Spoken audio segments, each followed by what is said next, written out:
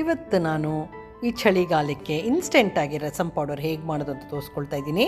ಇದನ್ನು ಬರೀ ನೀವು ನೀರಲ್ಲಿ ಕುದಿಸ್ಕೊಂಡ್ರೆ ಸಾಕು, ಎಲ್ಲ ರೆಡಿಯಾಗಿರುತ್ತೆ ಮುಂಚೆನೇ. ಇದು rasam premix. Hi everyone, welcome to Hema's hobbies and kitchen. ಮೊದಲಿಗೆ ನಾನು ಒಂದು ಪ್ಯಾನ್ನ ಕಾಯಿಸ್ಕೊಂಡು ಅದಕ್ಕೆ ಒಂದು ಸ್ಪೂನಷ್ಟು ಎಣ್ಣೆ ಹಾಕ್ಕೊಂಡು 1/4 ಕಪ್ಪಷ್ಟು ತೊಗರಿಬೇಳೆ ಹಾಕ್ಕೊಂಡಿದ್ದೀನಿ. ತೊಗರಿಬೇಳೆ ಒಂದು ಸ್ವಲ್ಪ ಲೈಟಾಗಿ ಫ್ರೈ ಮಾಡ್ಕೊಂಡ್ಬಿಟ್ಟು ಇದೆಲ್ಲ ಕಡಿಮೆ ಉರಿನಲ್ಲೇ ಮಾಡಬೇಕು. 1 ಟೇಬಲ್ ಸ್ಪೂನಷ್ಟು ಉದ್ದಿನಬೇಳೆ, 1 ಟೇಬಲ್ ಸ್ಪೂನಷ್ಟು ಕಡಲೆಬೇಳೆ, ಆಮೇಲೆ ಒಂದು ಬೆಳ್ಳುಳ್ಳಿ, ಒಂದು ಹಿಡಿ ಬೆಳ್ಳುಳ್ಳಿ ನಾನು ಸುಲ್ಕೊಂಡು ತೊಗೊಂಡಿದ್ದೀನಿ. ಇದನ್ನು ಸ್ವಲ್ಪ ಉರಿ ಕಡಿಮೆ ಮಾಡಿಬಿಟ್ಟು ನೀಟಾಗಿ ಇದನ್ನು 1 ನಿಮಿಷದವರೆಗೂ ಫ್ರೈ ಮಾಡ್ಕೊಂಬಿಡೋಣ. ಆಮೇಲೆ ಇದಕ್ಕೆ ನಾನು ಒಂದು 3 ಸ್ಪೂನಷ್ಟು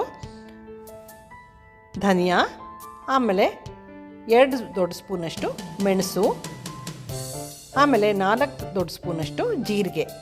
ಮೆಣಸು ಎಷ್ಟು ತೊಗೊಳ್ತೀರೋ ಅದರ ಡಬಲಷ್ಟು ಜೀರಿಗೆ ತೊಗೋಬೇಕಾಗುತ್ತೆ.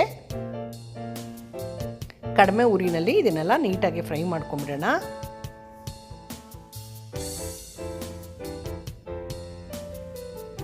ಬೇಳೆ ಎಲ್ಲ 1 ನಿಮಿಷದವರೆಗೂ ಫ್ರೈ ಆದಮೇಲೆ ಇವಾಗ ನಾನು ಒಂದು 6ರಿಂದ 7 ಕೆಂಪು ಮೆಣಸಿನ್ಕಾಯಿ ತೊಗೊಂಡಿದ್ದೀನಿ. ನೀವು ಬೇಕಾದ್ರೆ ಖಾರದ ಮೆಣಸಿನ್ಕಾಯಿ ತೊಗೋಬೋದು. ನಾನು ಇದಕ್ಕೆ ಬ್ಯಾಡಗಿ ಮೆಣಸಿನ್ಕಾಯಿ ತೊಗೊಂಡಿದ್ದೀನಿ.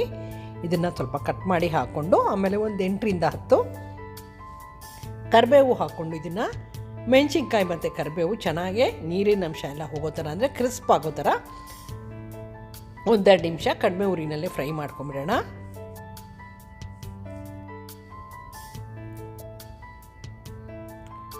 ಈಗ 1 ನಿಮಿಷ ಆಗಿದೆ. ಆಮೇಲೆ ನಾನು ಒಂದು ಲಿಂಬೆ ಗಾತ್ರದಷ್ಟು ಹುಣಸೆ ಹಣ್ಣು, ಬೀಜ ಇರಬಾರ್ದು ನೋಡಿಕೊಂಡು ಇದನ್ನು ಇದಕ್ಕೆ ಹಾಕ್ಕೋಬೇಕಾಗುತ್ತೆ. ಹಾಕ್ಕೊಂಡು ಅದನ್ನು ಸ್ವಲ್ಪ ಒಂದು ಲೈಟಾಗೆ ಇದನ್ನು ಒಂದು ಸ್ವಲ್ಪ ಹೊತ್ತು ಇದೇ ಊರಿನಲ್ಲಿ ಫ್ರೈ ಮಾಡ್ಕೊಂಡು ಇವಾಗ ನಾನು ಸ್ವಿಚ್ ಆಫ್ ಮಾಡ್ಕೊಂಡ್ಬಿಡ್ತಾ ಇದ್ದೀನಿ. ಆಮೇಲೆ ಒಂದು ಅರ್ಧ ಸ್ಪೂನಷ್ಟು ಅರಿಶಿನ, 1-2 ಚಮಚ ದೊಡ್ಡ ಚಮಚದಷ್ಟು ಉಪ್ಪು ಹಾಕ್ಕೊಂಡು ಇದನ್ನು ಎಲ್ಲ ಅದ್ರ ಜೊತೆ 1 ಸ್ಪೂನಷ್ಟು ಬೆಲ್ಲ ಬೇಕಾಗಿಲ್ಲ ಅಂದರೆ ಸ್ಕಿಪ್ ಕೂಡ ಮಾಡ್ಬೋದು. ಇದನ್ನೆಲ್ಲ ಒಂದ್ಸತಿ ಸ್ವಿಚ್ ಆಫ್ ಮಾಡಿದ್ಮೇಲೆ ಒಂದು ಸತಿ ಕ್ಲೀನಾಗಿ ಮಿಕ್ಸ್ ಮಾಡ್ಕೊಂಬಿಡೋಣ. ಮಿಕ್ಸ್ ಮಾಡ್ಕೊಂಬಿಟ್ಟು ಇದನ್ನು ಫುಲ್ಲು ತಣ್ಣಗೆ ಮಾಡ್ಕೋಬೇಕಾಗುತ್ತೆ. ತಣ್ಣಗೆ ಮಾಡ್ಕೊಂಡ್ಮೇಲೆ ಮಿಕ್ಸಿ ಜಾರ್ಗೆ ಹಾಕ್ಕೊಂಡು ಇದನ್ನು ಪೌಡ್ರ್ ಮಾಡ್ಕೊಳ್ಳಿ. ಯಾರೆಲ್ಲ ನೋಡ್ತಾರೆ ಇಷ್ಟ ಆಗಿದ್ರೆ ಲೈಕ್ ಮಾಡಿ, ಕಾಮೆಂಟ್ ಮಾಡಿ, ಶೇರ್ ಮಾಡಿ. ಈ ರೆಸಿಪಿ ಟ್ರೈ ಮಾಡಿ ನೋಡಿ, ತುಂಬ ಚೆನ್ನಾಗಾಗುತ್ತೆ. ಈ ಚಳಿಗಾಲಕ್ಕೆ ಆವಾಗವಾಗ ನಾವು ಮಾಡ್ಕೊಳ್ಳೋ ಬದಲು ಇದೇ ಥರ ಒಂದು ಸತಿ ಮಾಡ್ಕೊಂಬಿಟ್ರೆ ನೀವು ಯಾವಾಗ ಬೇಕೋ ಆವಾಗ ನೀರು ಕುದಿಸ್ಕೊಂಡು ಈ ಪೌಡ್ರನ್ನ ಹಾಕ್ಕೊಂಡು ಮಾಡ್ಕೋಬೋದು. ನೋಡಿ ಇವಾಗ ಪೌಡ್ರ್ ರೆಡಿಯಾಗಿದೆ. ನೋಡಿ ಈ ಕನ್ಸಿಸ್ಟೆನ್ಸಿನಲ್ಲಿ ಇರಬೇಕು ಪೌಡ್ರು. ತುಂಬ ನೈಸು ಅಲ್ಲ, ತುಂಬ ತರಿನೂ ಅಲ್ಲ. ಇವಾಗ ಇದಕ್ಕೆ ಬರೀ ನೀರಲ್ಲಿ ಹಾಕೋದಲ್ವ, ನಾನು ಅದಕ್ಕೆ ಮೊದಲೇ ಒಗ್ಗರಣೆ ಕೊಟ್ಕೊಳ್ತಾಯಿದ್ದೀನಿ.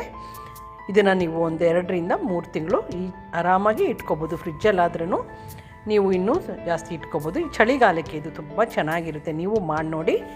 ಒಂದು ಪ್ಯಾನ್ನ ಕಾಯಿಸ್ಕೊಳೋದಕ್ಕೆ ಎಣ್ಣೆ, ಸಾಸಿವೆ, ಜೀರಿಗೆ, ಕರಿಬೇವು, ಆಮೇಲೆ ಕೆಂಪು ಮೆಣಸಿನ್ಕಾಯಿ ಇದೆಲ್ಲ ಹಾಕ್ಕೊಂಡು ಸ್ವಲ್ಪ ಲೈಟಾಗಿ ಫ್ರೈ ಮಾಡ್ಕೊಂಡ್ಬಿಟ್ಟು ಇವಾಗ ನಾನು ಇದನ್ನು ಕ್ರಿಸ್ಪೆಲ್ಲ ಆದಮೇಲೆ ಸ್ವಲ್ಪ ಸ್ವಿಚ್ ಆಫ್ ಮಾಡಿಬಿಡೋಣ.